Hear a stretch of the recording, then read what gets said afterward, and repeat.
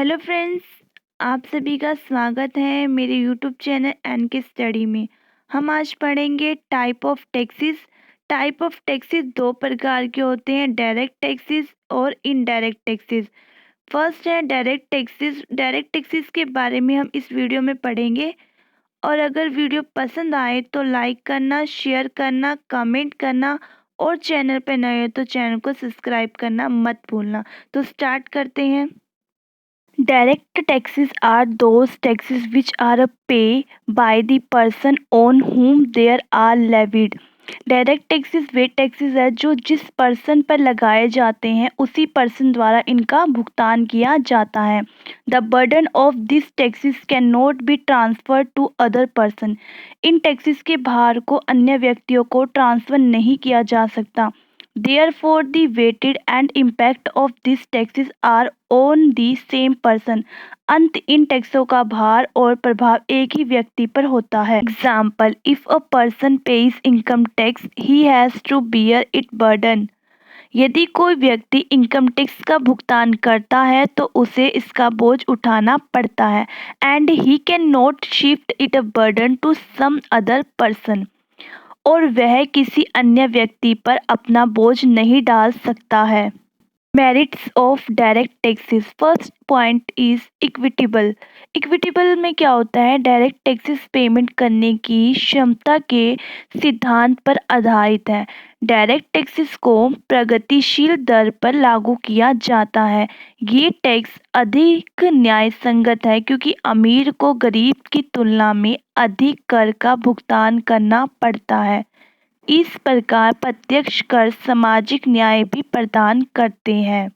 Second point is economical.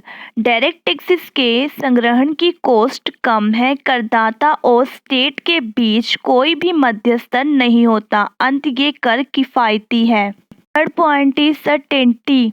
जहाँ तक direct taxes का संबंध है, इनके बारे में निश्चित होता है कि करदाताओं को टैक्स के रूप में कितनी राशि का भुगतान करना होगा या गवर्नमेंट को कितनी राशि प्राप्त होगी। Fourth point is relatability elastics. Direct taxes flexible होते हैं। इनकम में इंक्रीमेंट के साथ डायरेक्ट टैक्सेस की राशि में भी इंक्रीमेंट होती है। इसके अलावा यदि गवर्नमेंट चाहे तो टैक्सेशन की रेट बढ़ाकर रिवेन्यू को बढ़ा सकती है। Fifth point is anti inflationary. Direct taxes inflationary को कंट्रोल करने में मदद करते हैं। मुद्रास्फीति की अवधि के दौरान गवर्नमेंट टैक्स की रेट को बढ़ा सकती है। टैक्स की रेट में वृद्धि मांग को कम कर सकती है। इससे मुद्रास्फीति की दर में गिरावट आ सकती है। Demerits of direct taxes.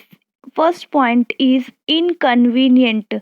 Direct taxes में रिटर्न भरने में कई प्रक्रियाओं और औपचारिकताओं को पूरा करना पड़ता है। डायरेक्ट टैक्सेस का भुगतान भी एक मुश्त राशि में करना पड़ता है। इसीलिए डायरेक्ट टैक्सेस का एक समय पर भुगतान करना मुश्किल है। अंत डायरेक्ट टैक्सेस का भुगतान करना असुविधाजनक होता है। Second point is unpopular. Direct taxes का भुगतान एक मुश्त राशि में किया जाता है, इसीलिए ये टैक्स बहुत अलोकप्रिय है। Third point is arbitrary. In taxes की दरें किसी विशेष प्रिंसिपल पर निर्धारित नहीं की जाती, बल्कि ये रेट गवर्नमेंट द्वारा मनमाने ढंग से तय की जाती है। Fourth point is tax evasions. India में डायरेक्ट टैक्सेस में चोरी के कई मामले प्रकाश में आते रहते हैं। कर चोरी ज़्यादातर उच्च कर दरों पर लेखन औपचारिकताओं भ्रष्टाचार प्रशासन की वजह से है।